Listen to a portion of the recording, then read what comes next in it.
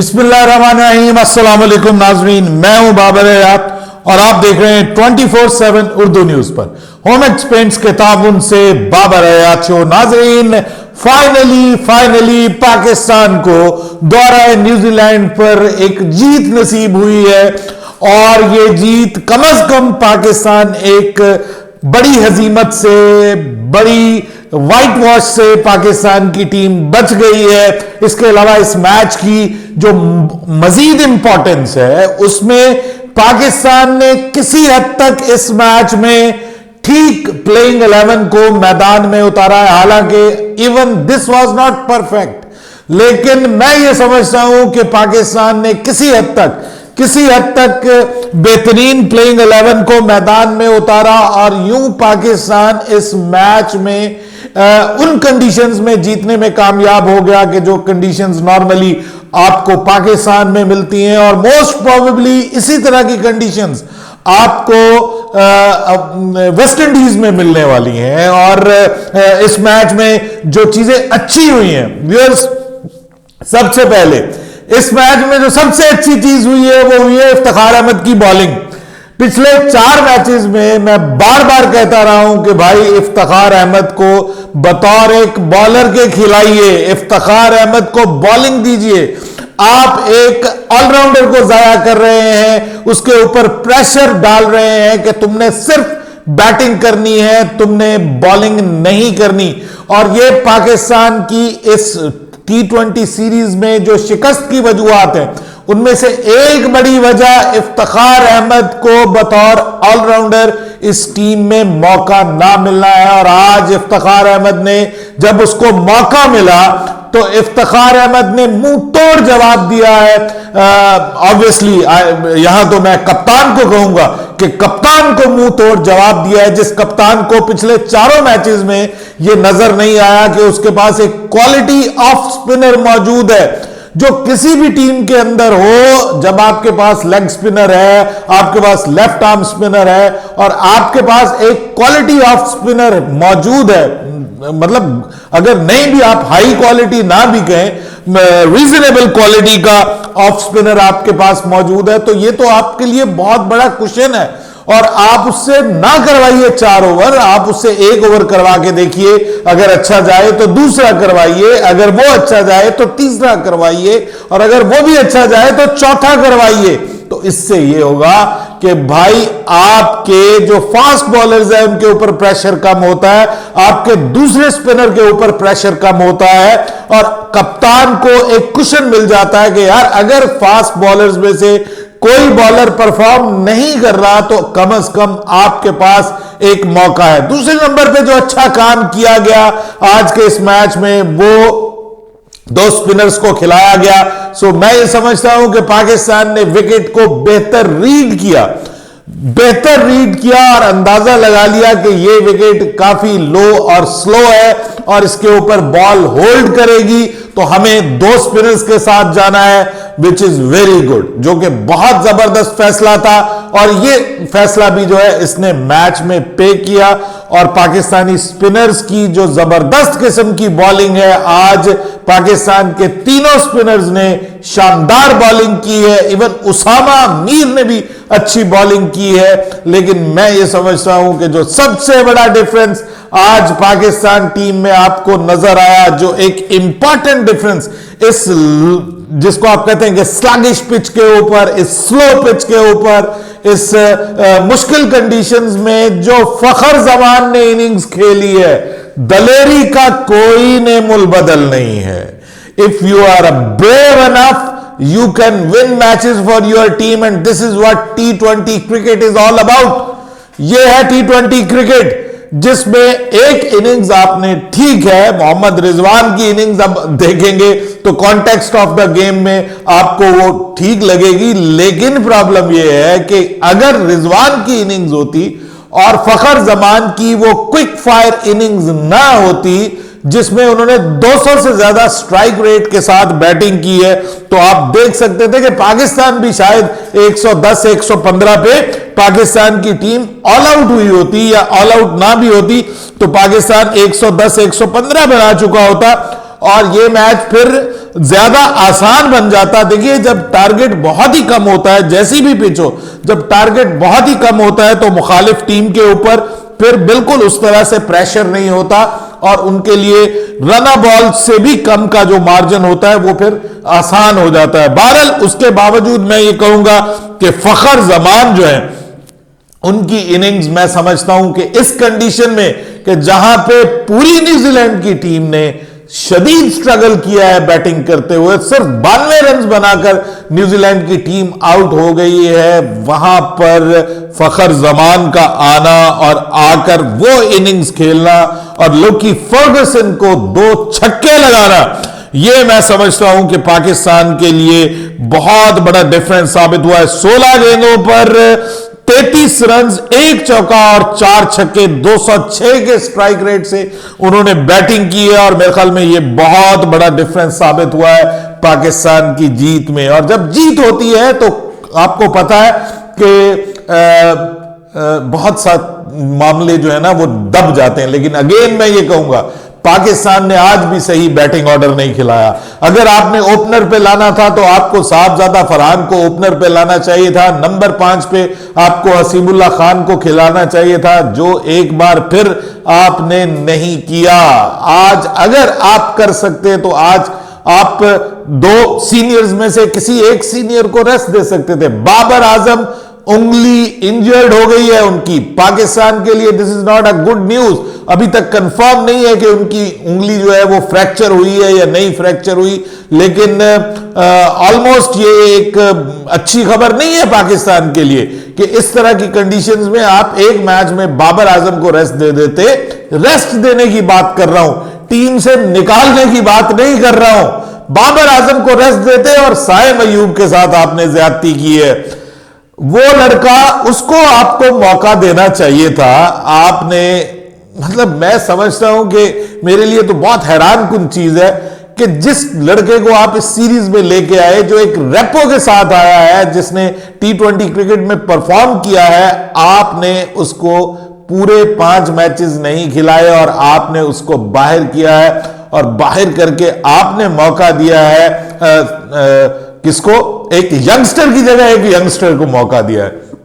तो मैं ये समझता था कि आप अगर आज थोड़ा सा इनोवेशन कर लेते और साइम अयूब के साथ साहबजादा फरहान को ओपनिंग करवाते, बाबर को आप आज रेस्ट दे देते। ठीक है, आप रिजवान को रेस्ट नहीं देना चाहते, लेकिन रिजवान को भी रेस्ट इवन दिया जा सकता था। टॉप ऑर्डर में अगर आपके पास 2 ओपनर्स होते तो बहुत डिफरेंस हो सकता था। और मैं ये भी समझता हूं कि Fakhar Zaman still is not fit for number 4। हालांकि वो फौजी है, वो लड़ जाता है, वो आखिर दम तक खड़ा रहने की, अपनी टीम के लिए लड़ने की कोशिश करता है, वो दलेर है, वो कोशिश करता है कि वो पॉजिटिव क्रिकेट खेले। हालांकि आप इर्द गिर्द पूरे ग्राउंड में देख लीजिए, दोनों इनिंग्स में देख लीजिए, आपको दोनों टीमें स्ट्रगल करती हुई नजर आ रही है। रन बॉल से भी नीचे आपने देखा कि सिवाय फिन एलन के और कोई खेल ही नहीं पाया न्यूजीलैंड की जानिब से, और पाकिस्तान की जानिब से जो बिग डिफरेंस बना है वो फखर जमान की तरफ से बना है। और फखर जमान ने जो खेला, और फिर आखिर में आई थिंक सो कि जो अब्बास आफरीदी ने आके वो 14 रन बनाए, और in the context of the game Sahibzada Farhan के 19 रन भी वर नॉट बैड, क्योंकि अगर वो भी वहां पर उसी तरह बुरे तरीके से आउट हो जाते जिस तरीके से सब आउट हो रहे थे, तो वहां पर फिर पाकिस्तान के लिए मेरे ख्याल में 110 ही बहुत मुश्किल हो जाना था, जो सिचुएशन नजर आ रही थी, जिस तरह से पाकिस्तान की विकेटें गिरी थी। दूसरी जानिब आज कप्तानी की बात करें तो आज कप्तानी बेहतर नजर आई, आज कप्तानी बेहतर नजर आई, लेकिन मैं हैरान हूं कि इस कप्तानी में सबसे ज्यादा जो नुकसान पहुंचा है वो जमान खान को पहुंचा है। आपने जमान खान को भूल ही गए, हालांकि उसने आकर आपको स्टार्ट में ही जो है वो विकेट लेकर के दी है, लेकिन आप उसको शुरू में ओवर देके उसके बाद जो है वो आप भूल ही गए, अब्बास आफरीदी को भी भूल गए, उसने सिर्फ एक ओवर किया, जमान खान ने सिर्फ एक ओवर किया, उसामा मीर से आपने 4 ओवर करवाए, that is good. Abbas Afridi से भी 1 ओवर ही करवाया गया और 4 ओवर जो है वो उसामा मीर से करवाए गए। इफ्तिखार अहमद 3 विकेटें 6 के रन रेट के साथ उसने बॉलिंग की। शाहीन शाह अफरीदी ने खुद 2 विकेटें हासिल की, मोहम्मद नवाज ने 2 विकेटें हासिल की, जमान खान और उसामा मीर और उसके अलावा जमान खान और उसामा मीर ने 1-1 विकेट हासिल की और इफ्तिखार अहमद ने 3। जब अब आप देख लीजिए कि कितना बड़ा डिफरेंस डाला है इफ्तिखार अहमद, मतलब पूरे 4 मैचेस में 1 भी ओवर नहीं। ये वो काम है कि जो देखिए, मैं अगर कप्तान हूंगा ना तो हारिस रऊफ को मार पड़ रही होगी तो मैं कोशिश करूंगा यार मैं एक स्पिनर को ले आऊं, यानी पेस वाले बॉलर को मार पड़ रही है तो let's try the pace of, और उसमें आपके पास एक ऑप्शन मौजूद थी, आपने इस्तेमाल नहीं किया। और आज जो एक और अच्छी चीज हुई कि आपने उसामा मीर को नहीं खिलाया, माफ कीजिएगा, आपने हारिस रऊफ को नहीं खिलाया। उसामा को भी बड़ी मार पड़ी है इस सीरीज में। आज की का मैच बहरहाल उनके लिए अच्छा गया है। आज उन्होंने जो है वो उसामा मीर ने 5.25 के रन रेट से बॉलिंग की है और नवाज ने बहुत अच्छी बॉलिंग की और फिर उसको स्टार्ट में लेके आ गए। दूसरे ओवर में वो भी एक जबरदस्त फैसला साबित हुआ और 4 ओवर्स में उन्होंने सिर्फ 18 रन दिए और 2 विकेटें 4.50 की इकोनॉमी के साथ उन्होंने बॉलिंग की है, तो ये भी जबरदस्त। आज ऐसा लग रहा था कि शाहीन शाह अफरीदी को थोड़ी कप्तानी आ गई है, लेकिन अगेन मैं ये समझता हूं कि आज भी बैटिंग ऑर्डर को उस तरह से नहीं किया गया और आज भी जो चेंज की गई है वो आपके किसी एक सीनियर की जगह चेंज होनी चाहिए थी। जब आप कोशिश कर रहे हैं कि आपने डिफरेंट जो है वो कॉम्बिनेशंस ट्राई करने हैं, आपने मुख्तलिफ चीजें ट्राई करनी है, यंगस्टर्स को मौका देना है, तो फिर आपको सीनियर्स को रेस्ट देना चाहिए, क्योंकि ना रिजवान कहीं जाएगा ना बाबर कहीं जाएगा, ये टीम के साथ रहेंगे, खेलते रहेंगे। प्रॉब्लम वो है कि जिनको आपने मौका दिया, क्या अब हम ये समझे कि साइम अयूब जो है वो टीम से बाहर हो गया, यानी आपने उसको ट्राई कर लिया, 4 मैचेस दे दिए, now he is out of the team, ये आप साबित करना चाहते हैं। इस पूरी सीरीज में मैं आपको बताऊं आपको क्या मिला है। इस पूरी सीरीज में आपको ये पता चला है 4 मैचेस हार के 5वें मैच में कि आपको इफ्तिखार अहमद से बॉलिंग करवानी चाहिए, और मैं हैरान हूं कि ये जानने के लिए आपको 4 मैचेस हारने पड़े। इस पूरी सीरीज में आपको यह पता चला है कि आपकी बेस्ट बॉलिंग ऑप्शन में जमान खान एक बहुत इंपॉर्टेंट रोल प्ले करता है।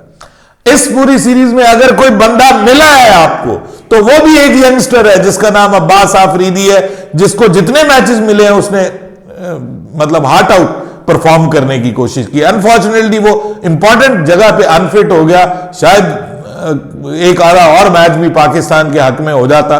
चौथे मैच में पाकिस्तान को बड़ी स्ट्रगल करनी पड़ी दरमियान में विकेट लेने में, शायद वो पाकिस्तान के हक में हो जाता, लेकिन यहां पे अब्बास आफरीदी आपको मिला और दूसरे नंबर पे आपने जो है वो आपको इस में पता चला कि इफ्तिखार अहमद को बॉलिंग करनी चाहिए। मतलब शर्म वाली बात है ये, तो अब बच्चे को पता है, समझ है, जो क्रिकेट देखने वाला है कि भाई आप उससे बॉलिंग नहीं करवा रहे और अब करवा रहे हैं और इस मैच में करवा रहे हैं, तो इसको भी आप क्या अच्छी कप्तानी कहेंगे?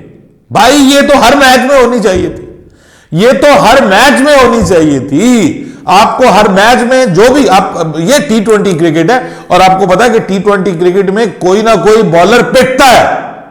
देखिए पिछले मैच में इवन पाकिस्तान को बहुत हाई स्कोर नहीं बना सका, 159 तक गया पाकिस्तान, लेकिन उस मैच में भी 159 तक पता क्यों गया कि 50 पड़ गए थे 49 मैट हेनरी को, एक ओवर बुरा गया। इवन इस मैच में एक ओवर बुरा गया है उसका लोकी फर्गुसन का, उसको मार पीटी है जब उसको मारा है उसने फखर जमान ने। तो जब आपका कोई बॉलर पिटता है तो तब आपके पास क्वेश्चन होता है कि यार मैं इसको थोड़ा साइड पे करके पेस ऑफ ट्राई करूं। उनके पास लेफ्ट आर्म बल्लेबाज भी हैं, ठीक है, तो मैं ट्राई करता हूं उनके साथ कि लेफ्ट आर्म बल्लेबाज हैं तो ऑफ स्पिनर को ट्राई करें। ये बच्चों वाली बात है, ये बेसिक्स है क्रिकेट की। अगर ये आपको समझ नहीं है तो भाई मेरे ख्याल में कप्तानी की आपको जरूरत नहीं है। और इस पूरी सीरीज में एक और चीज आपको पता चली है कि Shaheen Shah is not a good captain. अगर 4 मैचेस हार के इंटरनेशनल क्रिकेट में उसको पता चला है कि मुझे इफ्तिखार से बॉलिंग करवानी चाहिए और फिर मुझे जो है वो किस तरह से फील्ड सेट करनी चाहिए और किस तरीके से अपने बॉलर्स का यूज करना चाहिए, तो मेरे ख्याल में पाकिस्तान का अल्लाह हाफिज है। इस तरीके से आप, ठीक है, आप व्हाइट वॉश से बच गए हैं, आप शेमफुल सीरीज डिफीट से बच गए हैं उस तरीके की कि व्हाइट वॉश बड़ी हजीमत होती है। हालांकि कोई इतना बड़ा वो फर्क नहीं डालती कि जहां 4-1 से आप हारे हैं वहां 5-0 से भी हार जाते तो कौन सी क्यामत आ जानी थी। लेकिन फिर भी एक क्रिकेट में होता है कि यार व्हाइट वॉश नहीं हुआ पाकिस्तान, लेकिन इस पूरी सीरीज को आपने जाया कर दिया। ये पूरी की पूरी सीरीज आप अपने प्लेयर्स के साथ कॉम्बिनेशन प्रॉपर बना सकते थे। इस पूरी सीरीज में मैं बताऊं आपने क्या बचाने की कोशिश की है। इस पूरी सीरीज में आपने बाबर और रिजवान को बचाने की कोशिश की है। और ठीक है, बाबर को नंबर 3 पे ले आए, बाबर ने नंबर 3 पे परफॉर्म किया है। रिजवान कहता है कल के परसों की उसमें कि जी हमारी ओपनिंग जोड़ी तोड़ के गलत किया गया है, गलत किया गया है। अरे भाई ठीक किया गया है, तुम्हें भी ओपनिंग में नहीं होना चाहिए, तुम्हें भी नीचे जाना चाहिए, फिर सही होगा। फखर जमान को ऊपर आना चाहिए, आप चौथे नंबर पे उससे बैटिंग करवा रहे हैं। ये अलग बात कि उसने 2 इनिंग्स में आपको जो है वो मैच में वापस लेके आया। एक T20 का मैं आपको सच्ची बात बताऊं, इस पूरे उसमें ना आपको प्योर T20 का अगर कोई यूटिलिटी क्रिकेटर नजर आता ना तो वो फखर जमान है, जो वाकई T20 का क्रिकेटर है, जो अगर पिच हेल्प नहीं भी करती तो वो जोर लगा के आपको रन्स बना के दे सकता है, जो आज उसने करके दिखाया। और दूसरा, अगर कोई ओपनर है आपके पास तो वो साइम अयूब है। I am still behind Saim Ayub. मौका दो उसको और उसको खुलकर खेलने दो उसको 10-15 मैच। ये इस सीरीज में आप इस तरह की कंडीशंस में, इस तरह की मुश्किल हालात में, और ऊपर आप उसको बता क्या रहे हैं, देख के खेलो, ध्यान से खेलो। और 5वें नंबर पे ट्राई कीजिए हसीबुल्लाह को। आज उसने और कुछ नहीं तो उसने एक जबरदस्त किस्म का कैच आपको पकड़ के दिया है। साइम अयूब ने सबसे ज्यादा कैचेस पकड़े हैं इस सीरीज में, टॉप कैच टेकर है। अरे भाई कुछ तो देखो पाकिस्तान के सिलेक्टर्स, खुदा के लिए हाथ जोड़ता हूं, कुछ चीजें सीधी कर लो अपनी। इस पूरी सीरीज में जो काम ठीक नहीं हुआ ना, पाकिस्तान ने अपनी टीम सीधी नहीं की। अपनी प्लेइंग 11 को, पहले तो प्लेइंग 11 प्रॉपर नहीं खिला पा रहे, उसके बाद अपना बैटिंग ऑर्डर अपना फिट नहीं कर सके। ये पूरी की पूरी सीरीज जाया हो गई है। आप यहां पर सीरीज खत्म कर चुके हैं। जो आपने 17 मैचेस खेलने हैं, चलिए मान लेते हैं 14 मैचेस या पता नहीं कितने मैचेस आपने खेलने हैं T20 वर्ल्ड कप से पहले, तो हाँ जी, मतलब 17 मैचेस आई थिंक सो, नहीं हाँ 17 मैचेस वो आपने खेलने हैं, तो उसमें से 5 तो गए आपके, और अभी भी आपका कॉम्बिनेशन नहीं बन पाया। आप रोना रोते हैं हम डिफरेंट कॉम्बिनेशन ट्राई कर रहे हैं। अरे भाई क्या डिफरेंट कॉम्बिनेशन ट्राई कर रहे हैं? 2 खिलाड़ियों को आपने एक जगह पे छोड़ दिया कि भी तुझे 2 पे खिलाना है, तुझे 3 पे खिलाना है। आपके इर्द गिर्द जो है वो सबको ट्राई कर रहे हैं। जो नंबर 1 वाला है उसको नंबर 5 पे, जो नंबर 1 वाला है उसको नंबर 4 पे। अरे भाई ये तो आप पहले भी करते रहे, ये तो आप पहले भी करते रहे। चेंज क्या किया है? मिला क्या है आपको? कुछ नहीं मिला। वही मैं कह रहा हूं, एक आपको अब्बास आफरीदी मिल गया, he is a good bowler, और आज उसने बताया कि वो साथ में अच्छी हिटिंग भी कर सकता है। ठीक है जी। दूसरा, आपको ये ज़हन में रखना पड़ेगा कि अब आपको जमान खान को जो है वो हारिस रऊफ के ऊपर आपको तरजीह देनी पड़ेगी। हारिस रऊफ आपके लिए एक मैच में मैच विनर है तो दूसरे मैच में मैच स्पॉइलर है। कंसिस्टेंसी नहीं है उसकी बॉलिंग में और बहुत एक्सपेंसिव हो जाता है एट द टाइम। ये आपके लिए प्रॉब्लम बनेगा। आप जाइए, नसीम शाह आ जाएगा आपके पास, एहसानुल्लाह आ जाएगा, रखिए एहसानुल्लाह को खिलाइए, नसीम शाह को खिलाइए। आप 2 फास्ट बॉलर्स में, और आपके पास शाहीन शाह अफरीदी है, फिर जमान खान है। गो विद देम, निकलिए बाहर ये हारिस रऊफ के चक्कर से। ये आपको मरवाएगा। पिछला वर्ल्ड कप भी दाव पे लगाया था, ये वर्ल्ड कप भी दाव पे लगाएगा। आपके पास वसीम जूनियर भी है पीछे, आपके अंडर 19 में लड़के हैं जो परफॉर्म कर रहे हैं इसी वक्त वर्ल्ड कप के अंदर, जिन्होंने दिखाया है परफॉर्म करके। You can try them as well.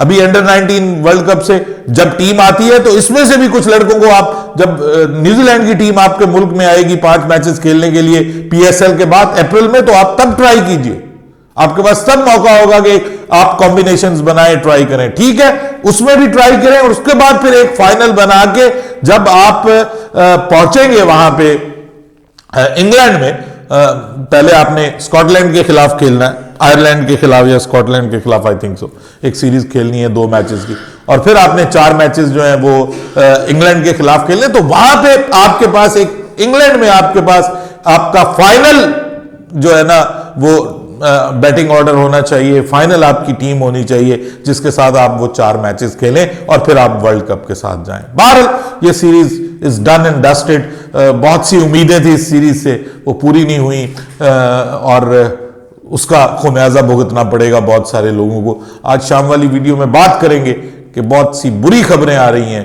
Pakistan की टीम मैनेजमेंट के लिए, हफीज एंड कंपनी, उनके लिए आने वाले दिन अच्छे नहीं है। बाबर हयात को इजाजत दीजिएगा। अल्लाह हाफिज।